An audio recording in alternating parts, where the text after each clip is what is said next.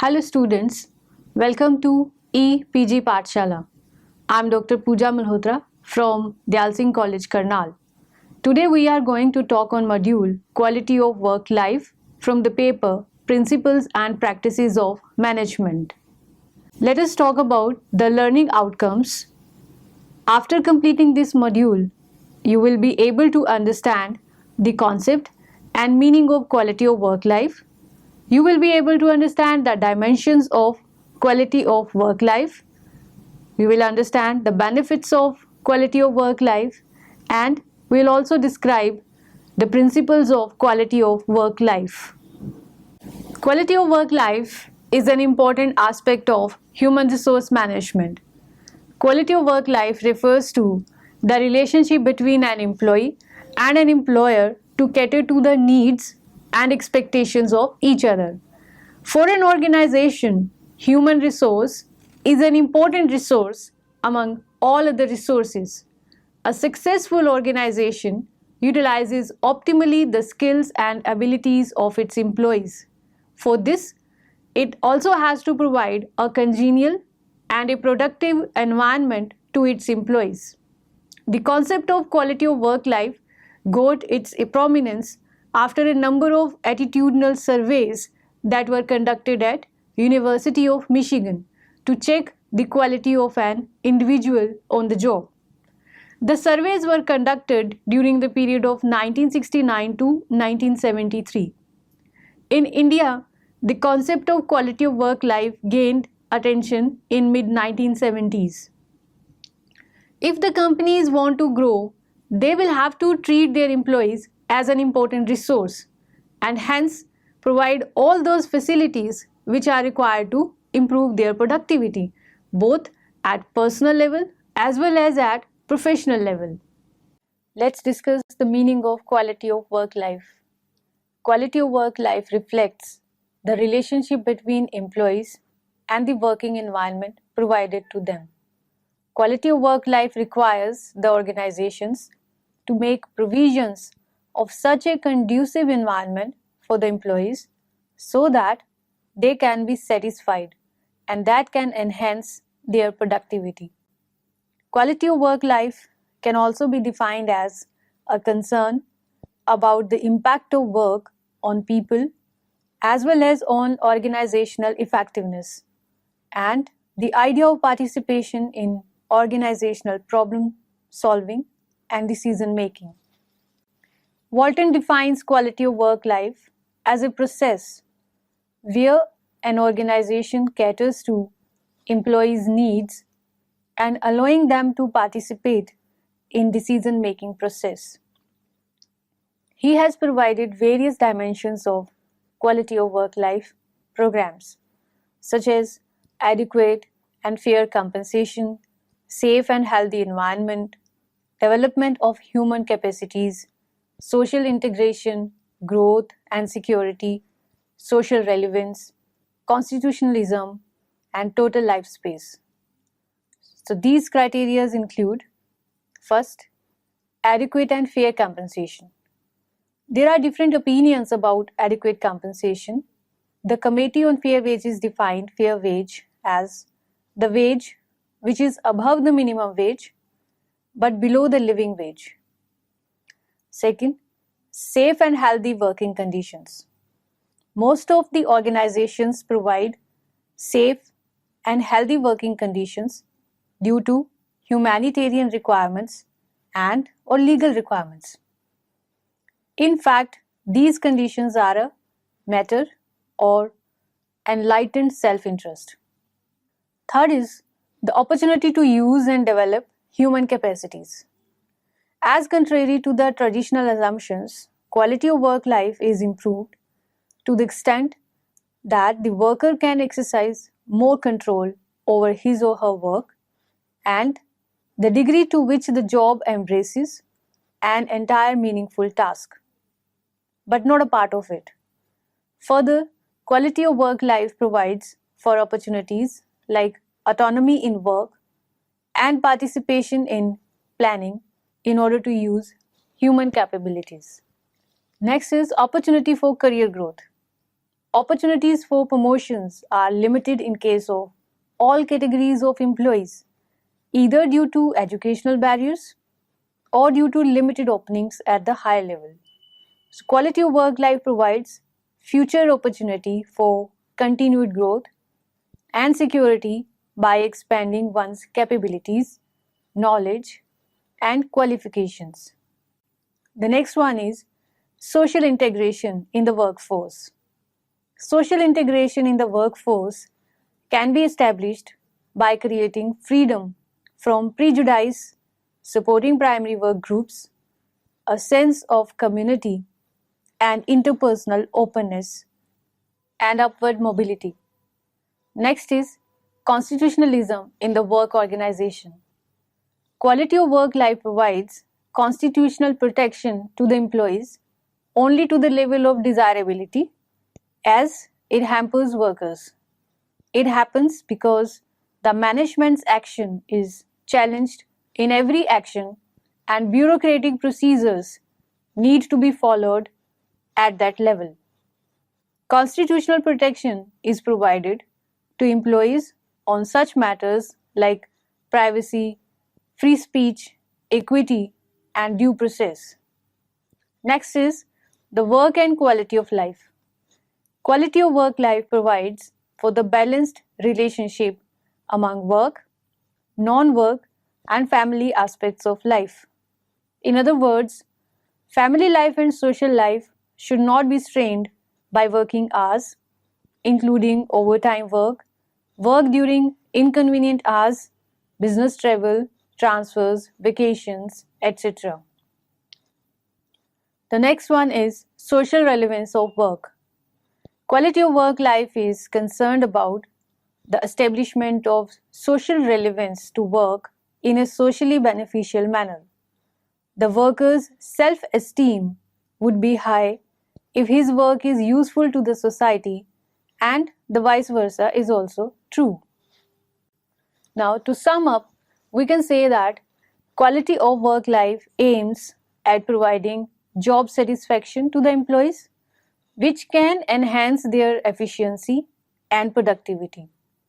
In present scenario, employees not only need fair remuneration, good working conditions, stability of job, and social security, but also an environment which can give them satisfaction that they are contributing towards the success of the enterprise by participating in decision-making process, which affects their quality of work.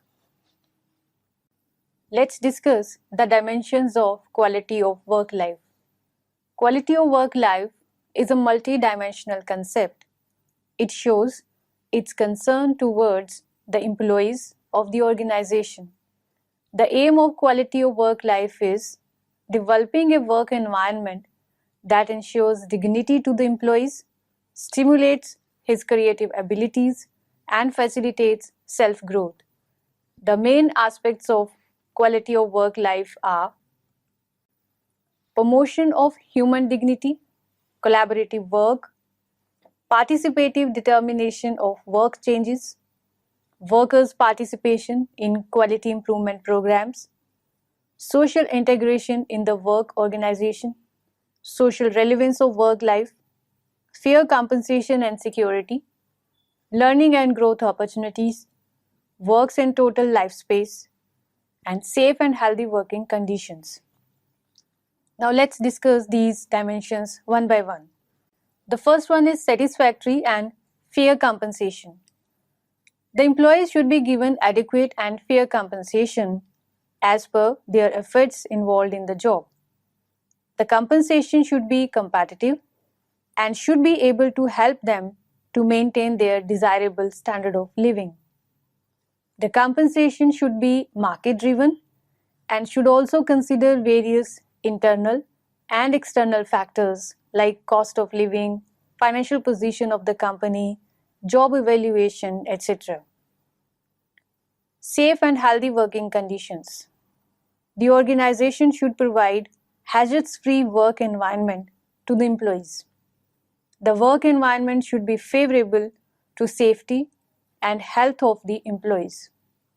There should be reasonable working hours, cleanliness, safety measures, and proper ventilation, etc., for providing a safe and healthy working environment. Opportunities for career growth. The employees should be provided career opportunities so that they can expand their existing skills and develop new abilities and skills. And these opportunities should be provided on a continuous basis. Effective utilization of human capacities. In present scenario of automation and technological advancements, the job should provide challenging tasks to the employees. The organization should effectively utilize the skills and abilities of the workers. Social integration in workforce.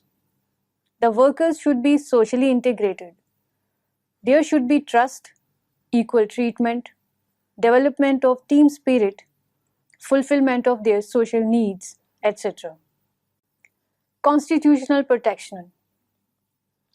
Quality of work life provides constitutional protection to the employees so that management actions or decisions can be challenged. So employees must be given their constitutional rights on such matters like free speech, equity, etc. Work-life balance. There should be proper balance between personal life and work life of employees. Late hour duties, frequent and long travels, quick and far away transfers are both psychologically and socially very costly and also work against quality of work life. Socially relevant jobs. The jobs should also provide social welfare to the employees. Organizations should be socially responsible. They should give due concerns to social causes like consumer protection, employment, pollution, etc. These efforts can enhance quality of work life. Let's discuss some benefits of quality of work life. In general, the benefits of quality of work life are twofold. First, it provides benefits to employees and helps in providing satisfied and productive employees.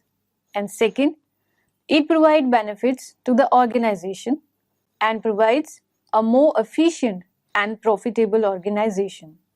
So let's discuss some of the general benefits of quality of work life. Self-esteem. It helps in providing greater self-esteem. Self-esteem refers to positive feelings towards one's self. So quality of work life helps in achieving this objective. Second is job satisfaction. It helps in providing job satisfaction because employees feel involved and give greater contribution towards the organizational goals with the help of quality of work life. Third one is positive feelings. Quality of work life helps in creating more positive feelings towards the organization, due to which the employees feel more committed towards the organization. The next one is growth and development of individual. Quality of work life ensures growth and development of individual as a person as well as a productive element of the organization. Next one is quality of work life helps in decelerating accidents, absenteeism, and labor turnover.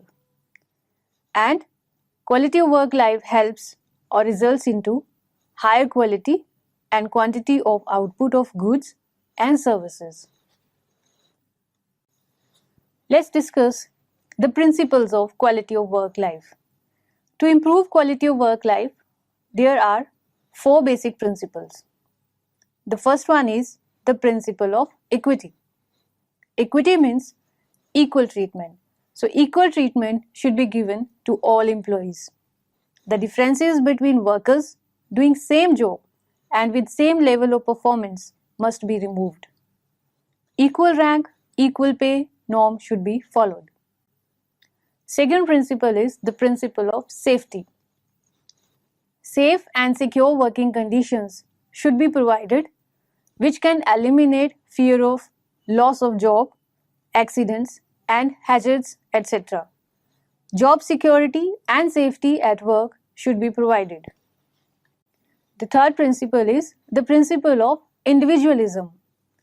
Every employee should be given an opportunity to grow and develop his abilities and personality.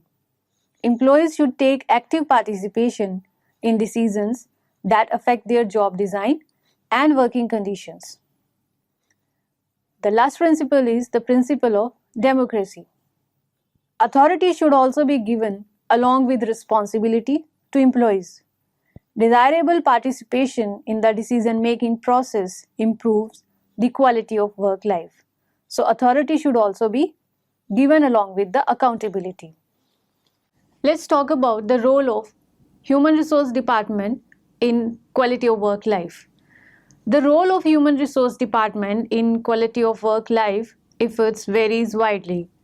In some organizations, top management appoints an executive to ensure that quality of work life and productivity efforts occur throughout the organization. And in most of the cases, these executives have a small staff and must rely on human resource department for help with employee training, communications, attitude, survey feedback, and similar assistance. In other organizations, the department is responsible for initiating and directing the firm's quality of work life and productivity efforts. Perhaps the most crucial role of the department is winning the support of key managers. Management support, particularly top management support, appears to be an almost universal prerequisite for successful quality of work life programs. By substantiating employee satisfaction and bottom line benefits, which range from lower absenteeism and turnover to higher productivity and fewer accidents, the department can help convince doubting managers. Sometimes, documentation of quality of work life can result from studies of performance before and after a quality of work life effort. Without documentation of these results, top management might not have continued its strong support. Department also has both a direct and indirect influence on employee motivation and satisfaction. The policies and practices of the department also influence motivation and satisfaction indirectly. The rigorous enforced safety and health programs, for example, can give employees and supervisors a great sense of safety from accidents and industrial health hazards. Likewise, compensation policies may motivate and satisfy employees through incentive plans, or they may harm motivation and satisfaction through insufficient raises or outright salary freezes. The motivation and satisfaction of employees act as feedback on the organization's quality of work life and on the department's day-to-day activities. Let's discuss the strategies for improving quality of work life. Quality of work life is the shared responsibility not of the management and workers but also of the union leaders, government officials, and behavioral scientists. So there are some of the strategies to improve quality of work life. The first one is job redesign. Job design influences employee satisfaction, motivation, and productivity. So jobs should be redesigned to enrich them. Job enrichment helps to satisfy higher order needs by providing interesting, stimulating, and challenging work. The next strategy is career development. Opportunity for career development and growth personality improves commitment. Career planning, counseling, second careers, etc. help to meet expectations of achievement-oriented employees. Our next strategy is autonomous work groups. Employees are given freedom of decision making. In such a group, the workers themselves plan, coordinate, and control their activities. It is also called a self-managed work team. Flexible work schedules. Flexible working hours, reduced work week, job sharing, part-time employment, and other types of alternative work schedules provide freedom to employees in scheduling. Participative management.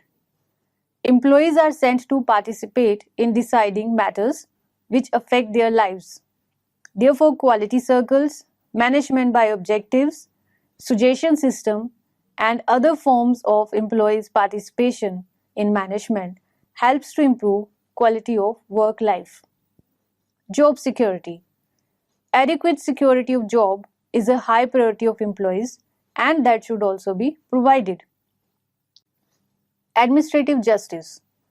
The principles of justice, fair and equity should be applied in disciplinary procedure, grievance procedures, promotions, transfers, work assignment, leave, etc. Organizational reward system.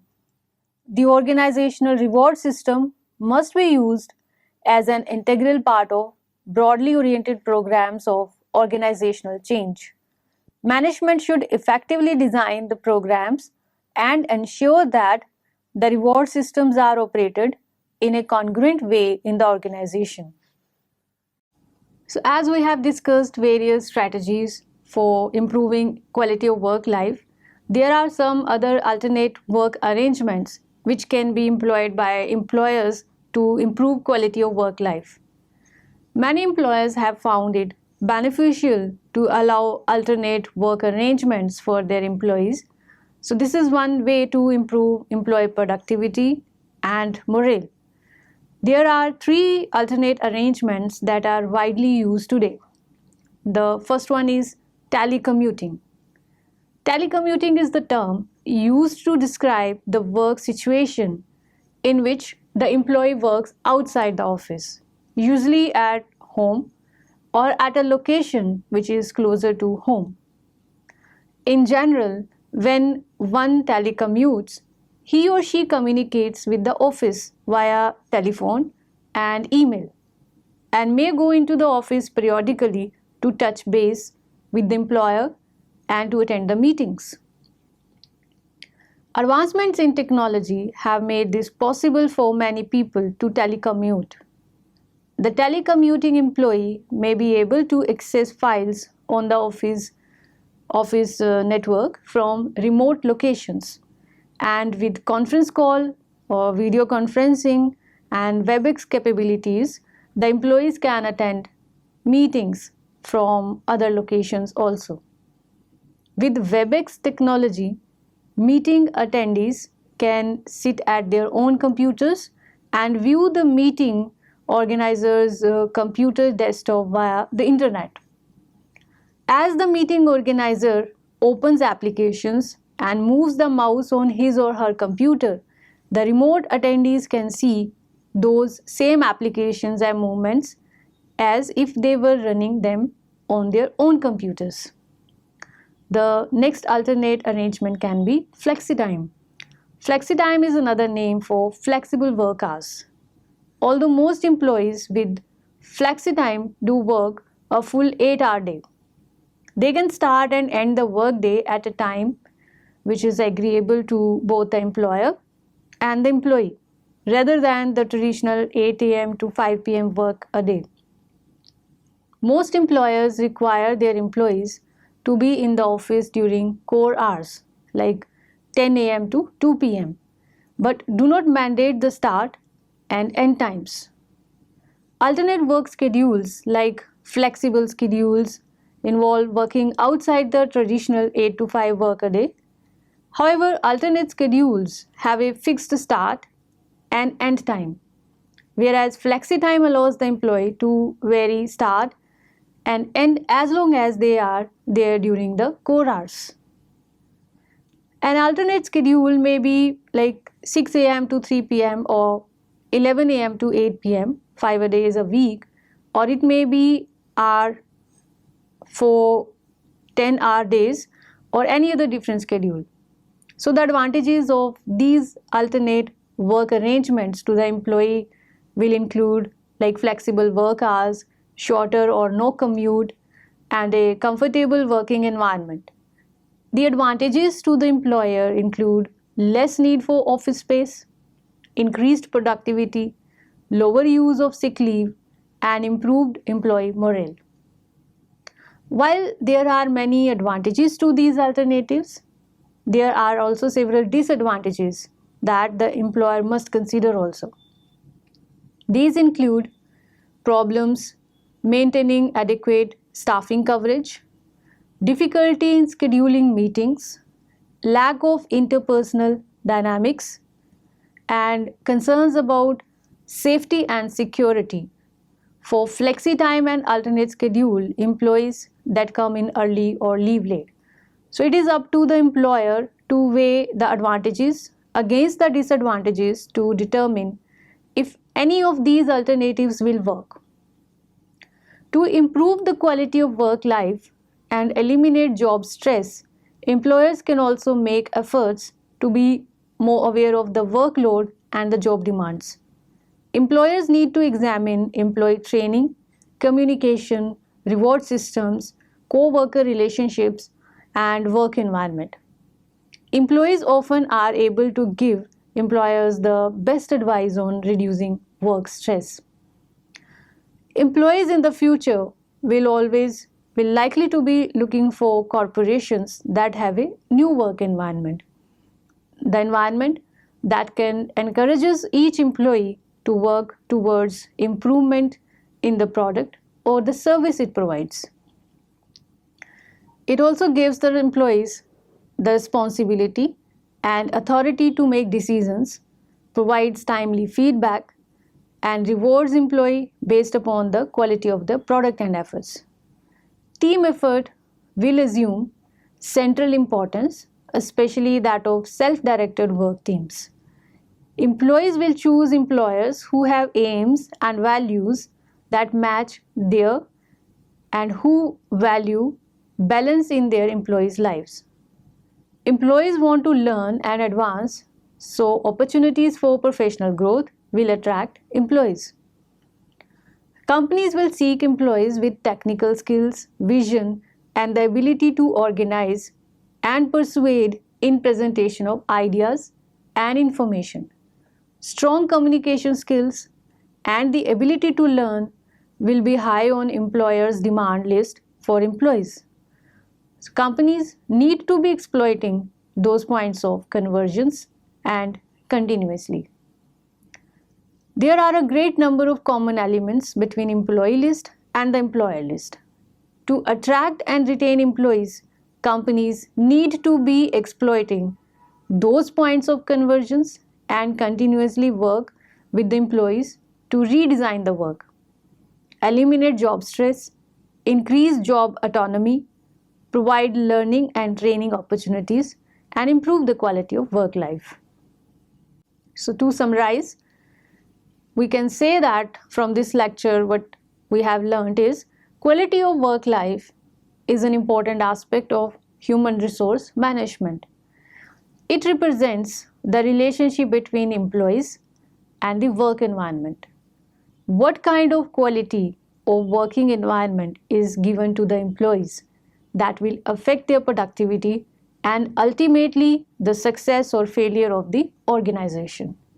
Hence, organizations will have to devise certain quality of work-life programs that can lead to more satisfied and productive employees. The quality of work-life programs should respond to the employees' needs. They should provide suitable and fair compensation, safe and healthy environment, career growth opportunities, social recognition, social security, personal and professional development opportunities. Thank you.